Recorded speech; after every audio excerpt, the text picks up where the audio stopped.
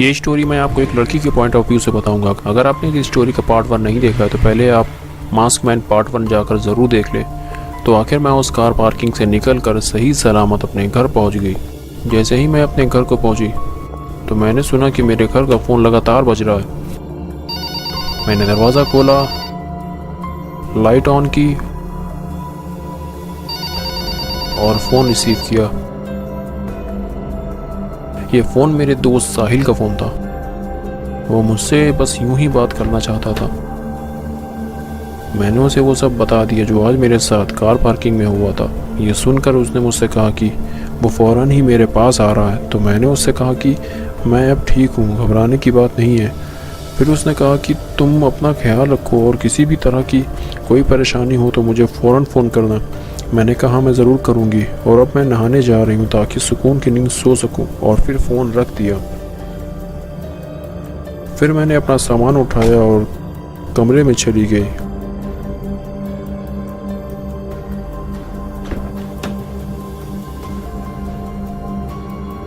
और फिर नहाने के लिए बाथरूम चली गई। लेकिन वो मास्क वाले आदमी का चेहरा बार बार मेरे सामने आ रहा था, जिसे मैं भूल नहीं पा रही थी। अभी भी मुझे उसी मास्क मैन का एहसास हो रहा था, उसकी काली लंबी ड्रेस और सफ़ेद मास्क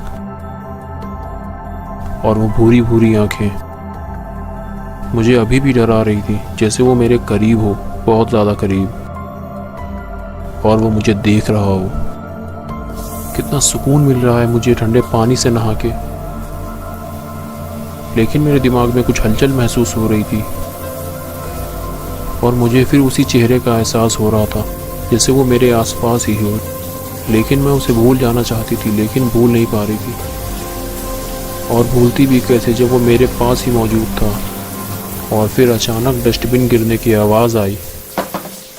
मैंने घूम कर देखा तो वही चेहरा फिर मुझे नज़र आया और फिर से वही डर मुझ पर हावी होने लगा, जिसे मैं भूल जाना चाहती थी।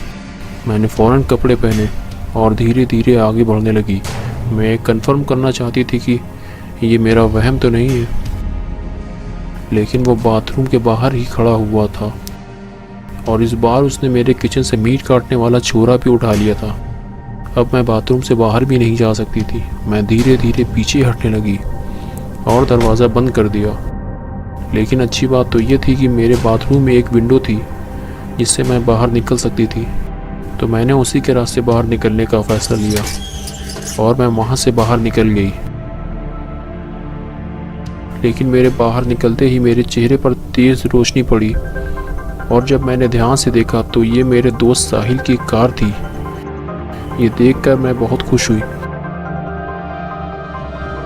और फ़ौरन उस कार की तरफ गई और मैंने साहिल को सारी बात बता दी। और मैंने साहिल को बताया कि वो मास्क वाला आदमी न जाने कैसे मेरे घर के अंदर आ गया है और वो अभी भी घर के अंदर छुपा हुआ है। ये सुनकर साहिल ने कार की बैक सीट पर रखी हुई गन उठा ली, जिसे वो अपने साथ लेकर आया था। और फिर हम दोनों घर की तरफ चल दिए। साहिल मेन डोर से जाना चाहता था तो मैंने उसे रोका और उसे बाथरूम के उसी विंडो से अंदर आने को कहा जहां से मैं आई थी, क्योंकि मैं नहीं चाहती थी कि उसे पता चले कि मेरे साथ कोई और भी है। और मैं ये भी नहीं चाहती थी कि साहिल की उस मास्क मैन से कोई लड़ाई हो या उसे कोई नुकसान पहुंचे। मैं बस यही चाहती थी कि साहिल उसे चुपचाप शूट कर दे। लेकिन वो वहाँ नहीं था जहाँ मैंने उसे देखा था। शायद उसने कार के आने की आवाज़ सुन ली थी।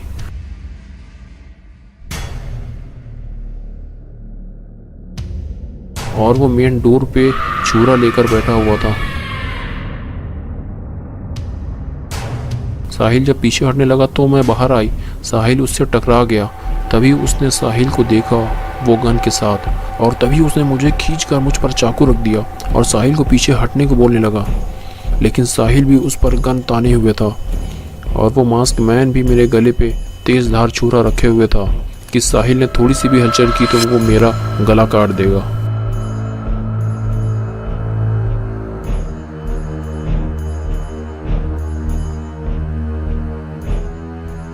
और अब वो मुझे बाहर ले जाने लगा तभी मैं समझ गई हम तीनों में से कोई तो आज मरेगा, क्योंकि साहिल के पास गन थी और मास्क मैन के पास तेज धार छुरा था।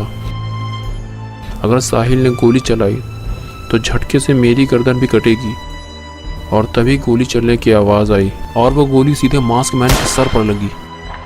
और मैं फ़ौरन साहिल की तरफ भागी और उसे शुक्रिया कहा। मैंने कहा कि थैंक्स साहिल, तुमने उसे शूट कर दिया।